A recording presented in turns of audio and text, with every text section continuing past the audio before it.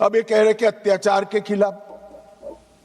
भाई अगर स्टेट पहुंचा ही नहीं था, सुनियोजित भेदभाव का वातावरण ही नहीं था, तो वहां अत्याचार कैसे हो गए?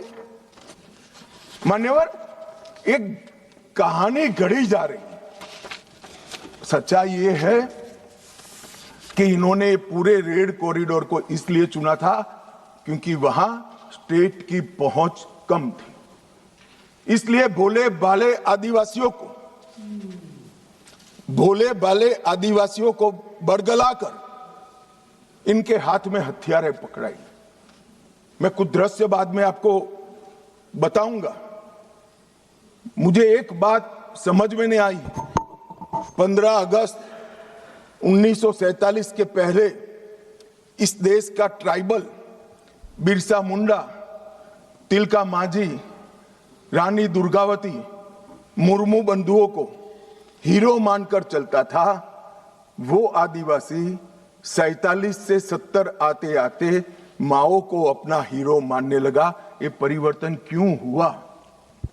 मान्यवर, ये परिवर्तन विकास और अन्याय के कारण नहीं हुआ, क्योंकि कठिन भूगोल के कारण और स्टेट की अनुपस्थिति के कारण अपनी विचारधारा को फैलाने के लिए वामपंथियों ने क्षेत्र को चुना और भोले भाले आदिवासियों को उन्होंने बरगलाना चालू किया, अपनी विचारधारा का अनुयायी बनाया। और थोड़ा आगे बढ़ने के बाद उनको लगा यहां तो अच्छा काम हो सकता है भाई, मगर ये पढ़ लिख जाएंगे तो हमारे साथ नहीं रहेंगे। स्कूलें जला दी, इनके बैंक अकाउंट खुल जाएंगे तो हमारे साथ नहीं रहेंगे। बैंकें जला दी, दवाखाने जला दिए और फिर कहे यहां विकास नहीं पहुंचा है। विकास को तो वामपंथी उग्रवादियों ने वो क्षेत्र में सालों तक नहीं पहुंचने दिया, जो अब नरेंद्र मोदी के शासन में वहां पहुंच रहा है, घर घर जा रहा है।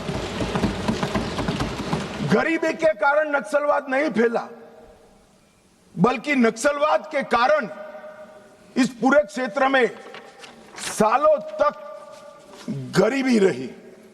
मान्यवर, मैं इसको और अच्छे तरीके से सदन के सामने रखना चाहता हूं। नक्सलवाद की जड़ें गरीबी और विकास से जुड़ी हुई नहीं है मान्यवर, वो वैचारिक है। मैं आज 60s के 4 क्षेत्र पढ़ना चाहता हूं। एक, नक्सलबाड़ी साक्षरता का दर 35% था। बस्तर साक्षरता का दर 23% था। सहरसा बिहार, जो नक्सलवाद से कभी प्रभावित नहीं हुआ, साक्षरता का दर 33% था। और बलिया यूपी का नक्सलवाद से सटा हुआ, सोनभद्र से सटा हुआ जिला, वहां पर भी साक्षरता का दर 31% है। तो चारों स्थानों पर साक्षरता का दर कमोबेश समान था। प्रति व्यक्ति आय नक्सलबाड़ी में 500 रुपया थी, सबसे ज्यादा थी चारों क्षेत्र में।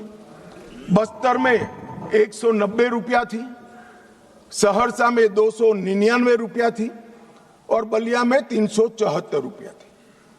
तो प्रति व्यक्ति आय भी चारों क्षेत्र में एक समान थी, मगर नक्सलवाड़ी और बस्तर में वामपंथी उग्रवाद पनपा और सहरसा और बलिया में नहीं, क्योंकि सहरसा और बलिया की भूगोल उनके अनुकूल नहीं थी। वहां घने जंगल नहीं थे, नदी नाले, छुपने की पहाड़ियां नहीं थी। हथियार लेकर अपनी मूवमेंट करने का, आदिवासियों को दबाने का, उनको जबरदस्ती अपनी आइडियोलॉजी के साथ जोड़ने की वहां पर अनुकूलता नहीं थी। अगर विकासी पैमाना होता, अगर प्रति व्यक्ति आय ही पैमाना होता, तो देश के बहुत सारे हिस्से ऐसे थे जहां 70 में विकास नहीं पहुंचा था। वहां क्यों नक्सलवाद नहीं हुआ? और मान्यवर, आज तो मैं इस सदन में ये विचार को सिरे से खारिज कर रहा हूं। हम लोकतंत्र में हैं।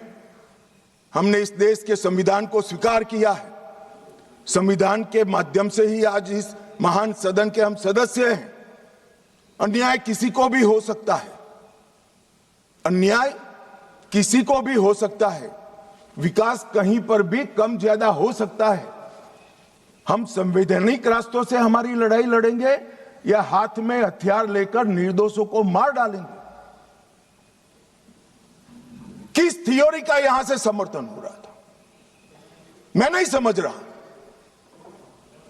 अगर आप धमकाना चाहते हैं कि ये होगा तो ये भी हथियार उठाएंगे, ये होगा तो ये भी हथियार उठाएंगे, ये डरने वाली सरकार नहीं है मान्यवर, सबके साथ न्याय करने वाली सरकार।